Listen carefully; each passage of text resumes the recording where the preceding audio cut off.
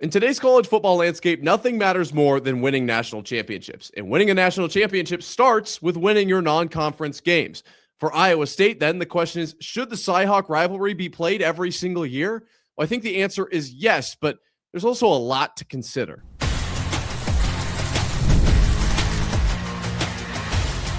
You are Locked On Cyclones, your daily podcast on the Iowa State Cyclones, part of the Locked On Podcast Network. Your team every day. Hello, my name is Nick Marovets, and today's episode is brought to you by FanDuel. The biggest stage in world soccer is here. Let there be goals on FanDuel. Visit FanDuel.com to get started now. Today, we are kind of doing a little bit of a mixed bag Friday. Yet again, we're going to start talking about Iowa State, the Cyhawk rivalry. Should the rivalry be continued? Should it be extended beyond next season? The internet is all ablaze when trying to answer this question. So obviously, I'm going to jump in and give my thoughts. Then in the second segment, we're going to talk about the 5 players Iowa State are sending to Big 12 Media Days. I've got a few questions that I think should be answered by those 5 players. And then to round out today's show, since it is a Friday, Feel Good Friday, if you will. I was just doing some thinking. I was like, you know what? There are some things that I'm looking forward to for this season for Iowa State. I've got a list over here on the side. I can't wait to get to them. These are a list of things that I'm very excited to see happen this upcoming year for Iowa State, and I can't wait to hear what yours are down below in the comments. But we have to start with the article that was released by @Brad M. Schultz on Twitter, okay? This has sparked a lot of controversy around the Cyhawk game. Everyone's given their opinion. I didn't expect this to really take off because everybody's been talking about the Cyhawk game, right? This year is the second to last, as of right now, Cyhawk game. Next year is the last one in Ames as the contract currently stands. Unless it is extended, next year is the last Cyhawk game until essentially further notice, right? So we've been talking about this a lot. This is not something new. But the whole state of Iowa now on Twitter is talking about what Brad Schultz had to say in his article here. And I think really what this stems from, the reason we're talking about this, is the reasoning that Brad Schultz gave for saying, no, Iowa should not play this game every single year. This is from an Iowa perspective that Brad Schultz is giving. I respect that. I have no problem with him giving his opinion on, like, it's his opinion, right? He gets to have his opinion. But his reasoning here just really shocked me. Ultimately, what Schultz is after here is he's saying that Iowa and Iowa State should not play because Iowa State is not a quality enough opponent, and that Iowa should seek playing tougher opponents, essentially, like a top-tier SEC, or I don't know, who else would they play? A top-tier Big 12? Because it's non-conference. I don't know if I throw it. There's very few ACC schools that you can schedule as far out that you have to schedule. That would be tough to snipe the ACC team that's going to be at the top of their game. So I would say it's probably going to be a top-tier SEC or maybe a top-tier Big 12 program. So they're basically, what Schultz is saying here is that Iowa State is not a top-tier program, and Iowa doesn't really benefit from winning that game, and they're confident they could win against the top programs in the entire country, and they want to use that slot as a spot to bolster their resume, the University of Iowa, essentially. I think that is utterly ridiculous. Why is Iowa State getting that much disrespect? Since 2017, I know this is a little bit ways back, but I didn't want to go, well, yeah, this makes sense, I think.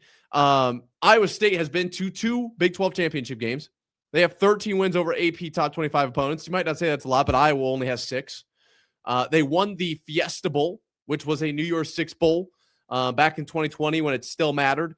In bowl games since 2017, Iowa State is 3-4. They achieved a 11-win season last year, obviously. Now, of course, this is all under Matt Campbell. And here's my thing with that. We don't know what Jimmy Rogers is going to be yet. Jimmy Rogers could legitimately blow Matt Campbell out of the water. So, but of course, he could potentially flame out this season or next season or whenever he ends up getting the boot. Like, we don't know yet. That's not anything for or against Rogers. It's just truly an unknown. So to make the argument, oh, that's Matt Campbell. Okay, but we're in the unknown right now. So to essentially call Iowa State a non-worthy program, do I need to remind Iowa fans that Iowa has not won in the Cyhawk game since 2021? Do I need to remind them that? Yeah, 2023 happened, but guess what? It's not an official win. I am poking fun a little bit here, but I am also shocked Truly shocked. And the reasoning that I'm so, I guess, upset, not really upset, but certainly shocked, is because my reasoning for any time you've heard me say Iowa and Iowa State should not continue the Cyhawk rivalry, my reasoning is because that's a perfect spot for Iowa State or Iowa to schedule, I don't know, somebody from the Sun Belt or somebody from the MAC. And those aren't guaranteed wins, but they're much more likely to be wins than, and obviously Iowa State playing Iowa every single year or Iowa playing Iowa State. Somebody has to lose.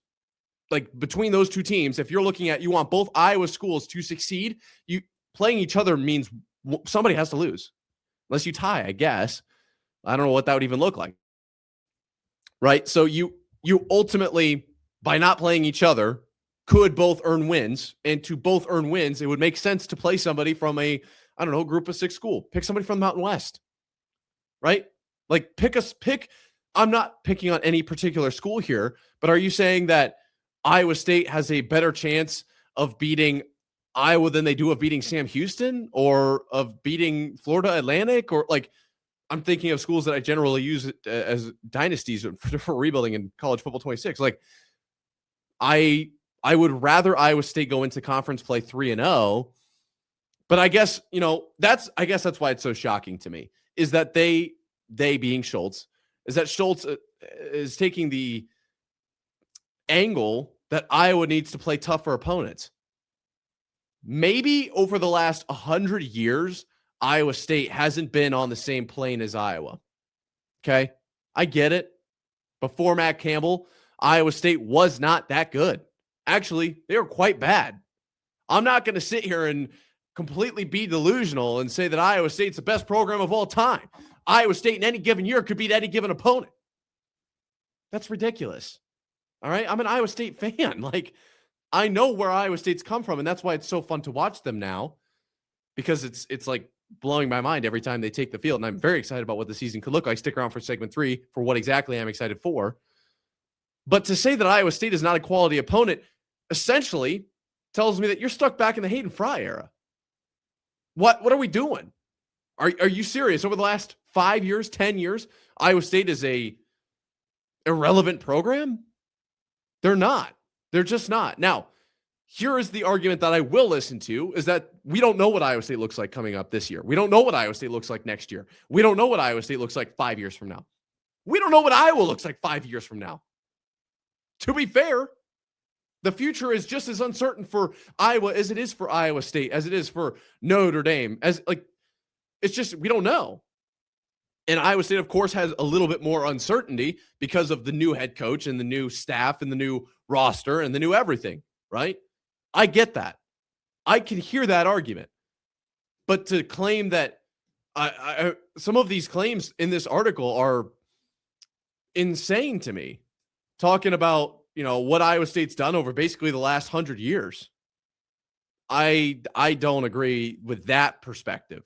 So I was shocked that Brad Schultz, and this is nothing against Brad Schultz. As I said, like, you're allowed to have your opinion. From my perspective, I'm shocked, one, that you would rather play a more difficult opponent. And I can see the reasoning there. If you lose that game, it doesn't look as bad. If you win that game, it looks great, right? If you outpunch your opponent, you outpunch your weight class or whatever the phrase is, you become the hero and you ultimately can't be the villain. If you're the one that's being punched up to in weight class, there's everything to lose and nothing to gain. I get that, right?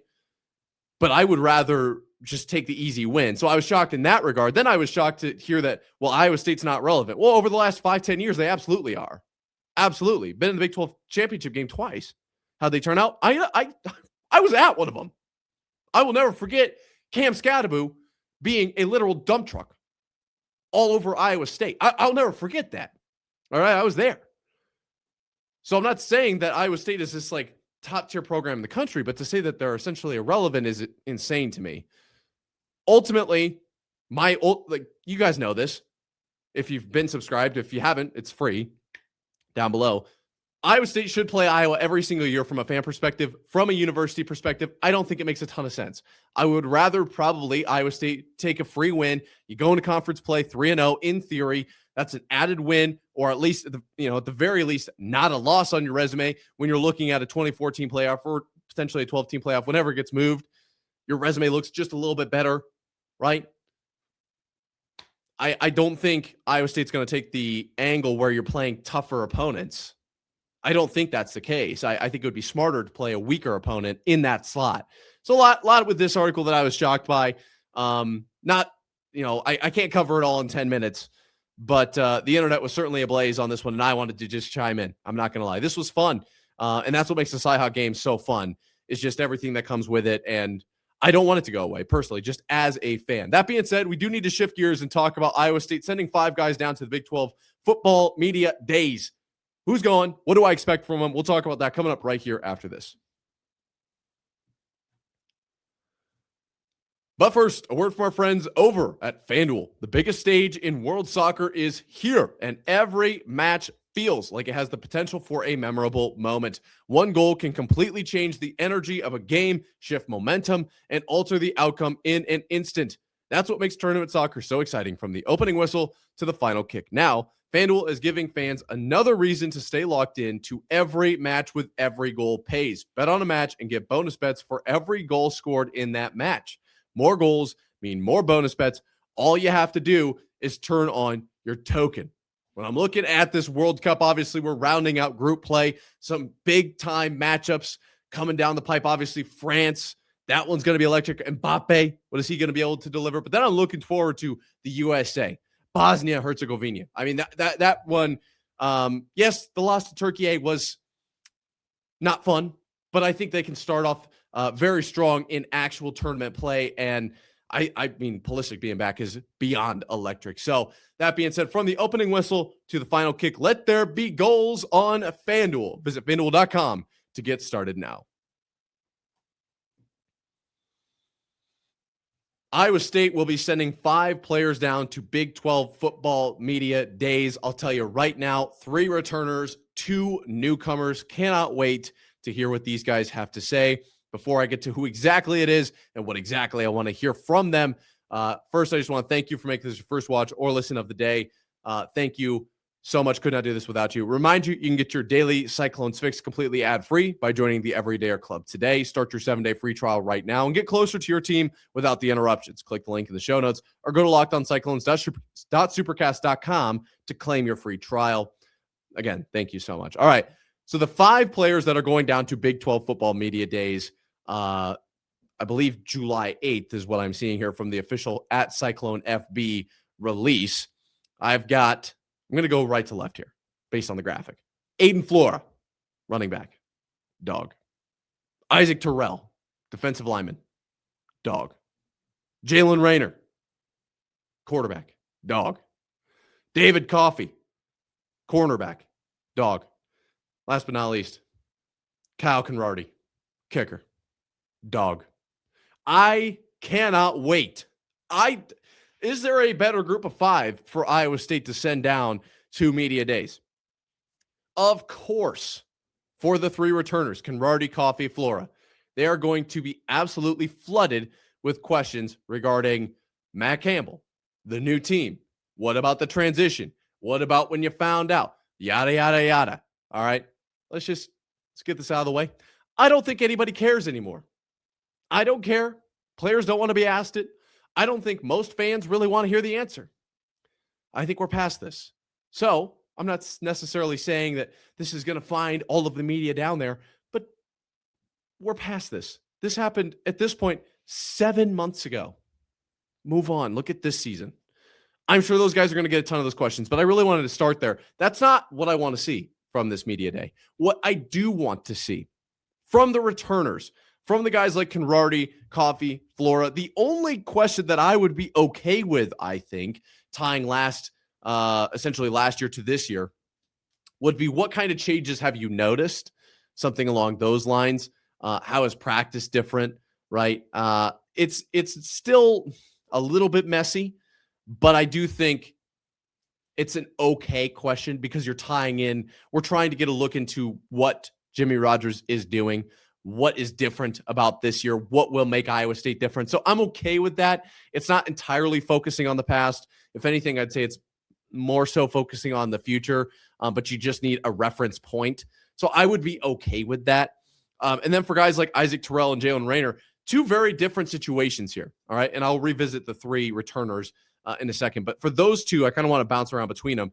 Jalen Rayner, obviously coming from Arkansas State. Isaac Terrell, obviously coming from Washington State. Jalen Rayner's coming in essentially fresh. Jalen Rayner, whether he was coming to Matt Campbell's Iowa State or Jimmy Rogers' Iowa State, from his perspective, kind of the same. So for Jalen Rayner, I want to know, what's the jump to the Power 4 been like? You know, what kind of changes do you anticipate your game needs to make? I don't expect there will be a ton. I honestly think Jalen Rayner is capable of being a Power 4 quarterback just based on what I've seen from him at Arkansas State. But those are the kind of questions I expect from Jalen Rayner. For Isaac Terrell, now we can kind of get a little bit more into the past versus the present, because he's been with Jimmy Rogers this entire time, with Jesse Bobbitt this entire time. So those, I think of all the five, Isaac Terrell, I'm probably the most interested to see what kind of questions are asked and what kind of answers does he get. Have you noticed the difference between Jimmy Rogers at Washington State versus at Iowa State? Has the coaching been slightly different? Is the scheme different or the same, right? I expect Isaac Terrell to be a difference maker for Iowa State this season.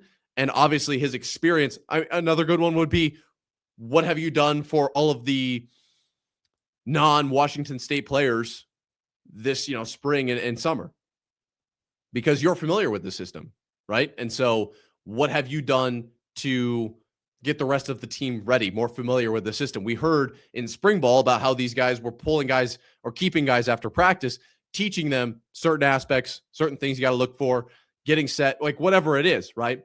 And so I'm actually very curious about Isaac Terrell. I think out of the five, unpopular opinion probably, because Jalen Rayner is probably going to be number one for most people, I want to see what Isaac Terrell has to say. Kyle Conrarty, I am curious what people will ask him, because what else does he have to prove? What else does he have to do after the season he had last season? I mean, I'll be curious to see. My question to Kyle Conrarty, I think, would be something along the lines of, hello, Kyle, greatest kicker of all time, greatest Iowa State player of all time. Of course, I'm playing it up a little bit here because I'm, in theory, asking him. How are you handling going into this season and the new mental load that you have to take on, being one of the key returners from last season and potentially being one of the key offensive weapons for Iowa State this upcoming year?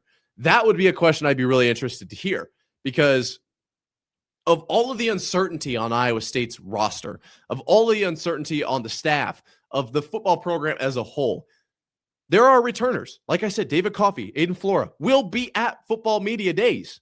Returners. Kyle Conrarty, in a way, feels like one of just the rocks of this program. Somebody that everybody can count on. Somebody that everybody can kind of know what's going to happen. If he's put in a 54-yard situation to win the game against Iowa, there better be a 54-yard statue put up outside Jack Trice Stadium. I mean, 3 years in a row would just be incredible. And I'm curious to see, where is he at mentally with that? Because he's a phenomenal human based on everything I've seen. And as a player, I think he's also got the right mindset. So I'd be interested to hear kind of how he's attacking this season. And then Aiden Flora, I'm very curious to hear how the running back room is gelling. Because of what happened, obviously, with the spring showcase situation, that was all over the media. You bring in Arnold Barnes. Of course, with all these guys, the 5-5 rule, I'll be curious to hear what they have to say about that. And I think more than anything, it won't be a specific question, but I'll be very curious to hear how these guys talk about the team. How do they talk about the gel? How do they talk about the cohesion? Does this feel like a semi-pro team, or does this feel like a college team, is essentially one of the underlying tones that I'll be looking for when it comes to Big 12 Media Days. Honestly, whoever picks these 5, 6 guys, I know some schools are sending 6, knocked it out of the park here. This is a phenomenal set of 5. Very, very intrigued. From David Coffey as a returner, I want to know, obviously, Haycock, one of the most legendary coaches defensively, especially of all time. Jesse Bobbitt, like, what's the difference there? Energy-wise, right? Approach to coaching-wise. Like, there's so many defensive side of the ball questions because he's a newcomer to Jesse Bobbitt as opposed to Isaac Terrell, who's used to him. So there are so many fun storylines, angles here with this group of 5 guys and this new coaching staff. I cannot wait to hear what they're asked and what the answers will be. This season is extremely exciting. I don't know if I've been this hopeful in a long time. And I always say this is the best time of the year because there's unlimited hope. We have not yet lost a game. That being said, there are 6 things specifically that I am beyond excited for Iowa State this upcoming season. I can't wait to get into those, but I'm going to do it coming up right here after this. But first, a word from our friends over at Odoo. Running a business shouldn't feel like you're trying to connect a bunch of systems that were never designed to work together. One app for accounting, another for inventory, another for sales, and somehow none of them talk to each other. That's where Odoo comes in. Odoo is an all-in-one business management software that brings every part of your business together in one powerful platform. From sales and accounting to inventory and marketing, everything works in one place, helping your team move faster, stay organized, and focus on growing the business instead of managing software. The best organizations know that success isn't just about talent, it's about having everyone working toward the same goal. And that's true in sports, just like it is in business. For Iowa State, boy, could you think of a better example? I mean, obviously the huge shift at coaching, but then the huge shift of the roster entirely from top to bottom as well. You need to make sure you've got all of the best guys in the room as much as you can, but everybody needs to be on the same page more so. Iowa State is setting a culture, setting a tone this upcoming season. You can't just bring in the absolute best guys and watch culture go to the wayside. Jimmy Rogers was given a very tall task, and to be honest, he has absolutely crushed it, not only in the transfer portal, but as of right now, what we're seeing from recruiting, from high school players, I think Jimmy Rogers is absolutely killing it, focusing on the right guys.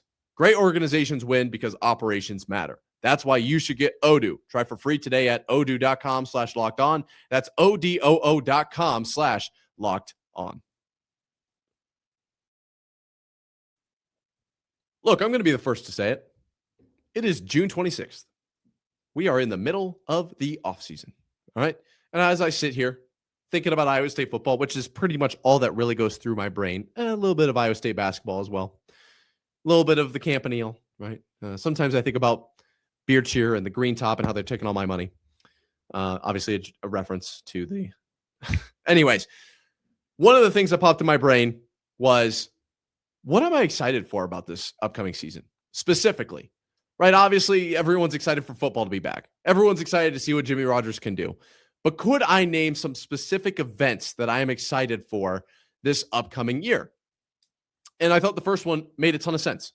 I'm going to start off by saying I am excited about the Cyhawk game. I don't know if Iowa State's going to win this game. But one, it's at night. Obviously, it's at Kinnick, which I'd love to see at names. But Kinnick at night, I'll give them their flowers. It's a pretty good environment.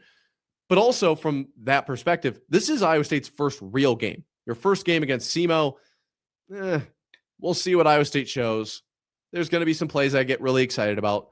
But for the most part, I don't anticipate really taking a lot away from that first game of the season.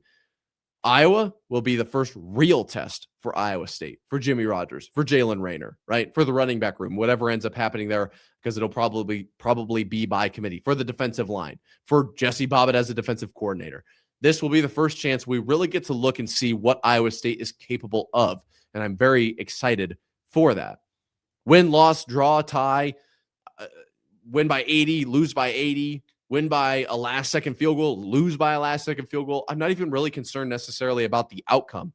I'm concerned about the tendencies that are shown. I'm intrigued by what kind of decisions will Iowa State make? Where will they try to win the game? Where will they hold back?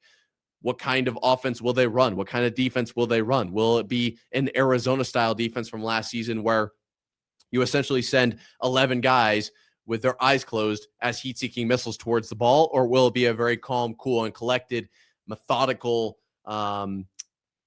meticulous approach? Anyway, I don't know. I don't know exactly what we're going to get. And I think we'll get our first real taste of Iowa State football in this game specifically. Next game I'm excited for. Not the next home game for Iowa State. West Virginia. I picked West Virginia. Obviously, Utah comes first. Utah is the first Big 12 game. at home. Like, there's a lot to be excited for. After the Iowa game, they will play Bowling Green at home as well. So they'll have 3 games at home, and I picked the last of the 3 as the next game I'm excited for. Why would you do that? Well, 1, is homecoming. 2, little bit of a non actual football component here. Very much football weather by that point. That'll be October 3rd. I wanted to say like the October, what is that? Oklahoma State, October 31st. It's getting kind of late in the season where it's Halloween. We're probably getting a little bit on the cold side with 2 away games in a row in between this game I'm talking about, West Virginia, and the Oklahoma State game. Nonetheless, I think we'll see Iowa State in a little bit more of a comfortable situation. After your 2 non-conference games that are kind of gimmies, you got the Iowa game under your belt. Well, obviously that comes between the 2, but then you've got Utah as well. Now, by this point, by the time that Iowa State's playing West Virginia, I expect them to be relatively comfortable with each other, with the way Iowa State's going to attack games, with what Iowa State is going to do in certain situations, of course, at home. This game, I think, will be very fun. This will be a great environment, homecoming. I just personally am very excited about this game. Next game I am excited for. I'm going to give you a guess on which game exactly I think it is, but I'm going to say the 6th win of the year. I think Iowa State will go bowling this season. I'm guessing it will be UCF. I don't like that I'm guessing it's that late, but just after a crazy glance at what Iowa State's schedule is, I think it's fair to assume, that they will win 2 of their non-conference games. I'll say they lose to Iowa because right now they're a 2-touchdown underdog. So you've got 2 in SEMO and Bowling Green. Say they beat West Virginia, that's 3. BYU, Arizona State going to be a struggle. Oklahoma State, I think, will be good. And then you got Baylor, Cincinnati. I think they can win both of those. That makes them at 5 wins. And then it would put UCF as the 6th win. That's kind of my just like speed run thought process on how I got to a game. But either way, I think Iowa State will get 6 wins this season. And for Jimmy Rogers, for this Iowa State organization, for Jamie Pollard making this hire, for the entire staff, for all the players to transfer in, I am very excited for Iowa State to achieve that 6th win of the year. If it comes before Farmageddon, then I think Iowa State has an element of carefree, not carelessness, but certainly you're not going to have pressure on Farmageddon. And I think that's going to be very exciting because if Iowa State goes into Farmageddon with a 6-win resume, probably not competing for a Big 12 title. I guess you never know, but probably not. I don't know how the math even will work out on something like that. And you've achieved your 6 wins. So there's literally just like no pressure. You can go and beat Kansas State. I'm very excited about that. Specific events that I am excited for this upcoming season. Jalen Rayner's first touchdown pass. I also put in here Jalen Rayner's first touchdown run. I think obviously both of those things will happen. I think that's a very, very fair assumption. I'm curious to see, will the first touchdown pass to Jalen Rayner be a slant that breaks wide open? Will it be a back shoulder fade to the end zone? I don't know for sure what it's going to look like. Will it be a deep ball? Somebody breaks past the defense. It'll probably come in the first game of the season against SEMO, but I'm also quite excited about his first conference touchdown. I just think he's got the capability to be a great quarterback, and I'm very curious to see exactly how he'll get that done. Next one here, I'm trying to think of which order I want to say these in. I'm going to say this one first. Jimmy Rogers after a tough loss, because I don't want to end the show on a negative vibe. Jimmy Rogers after a tough loss solely for the reason that he is a different coach than Matt Campbell. Not that I'm excited for Iowa State to lose. Of course, if Iowa State could win every game, I'd rather them do that. But I'm sure Iowa State at some point will suffer from losing a game this season. And I'm curious to see how Jimmy Rogers handles the media. It obviously depends on how they lose, and I have in here tough loss. So is it like a last-second field goal? Does Iowa State make a mistake? I don't know, but I assume Iowa State will lose a game, and I'm curious because Jimmy isn't Matt Campbell, how Jimmy will sound after a loss. Will he be extremely upset? Will he go into pure coach speak and be almost uncharacteristic? I don't know, but I'm excited to see what exactly he says in his post-game interview. Final thing I am excited for, and yes, I do think this will be a great one, so I saved it for last. Jimmy Rogers, it's an event. Jimmy Rogers going for it on 4th down. And then, of course, in this situation, we convert. What is his reaction?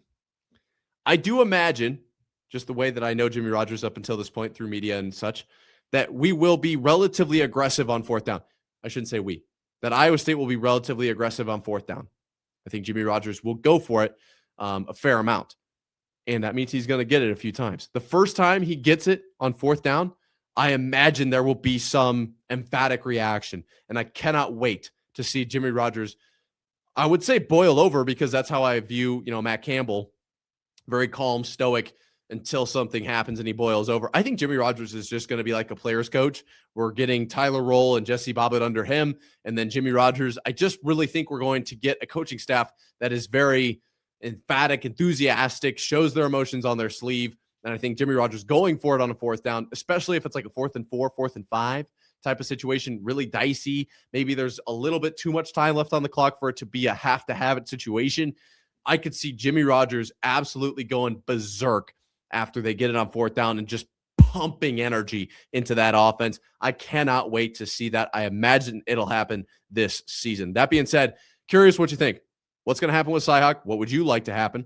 What do you think of those 5 guys that are getting sent to media days? And then finally, what are you excited for this upcoming season? Not just to watch Iowa State play football, because everybody's excited about that. Specifically, what are you looking forward to for this first season of Jimmy Rogers and company?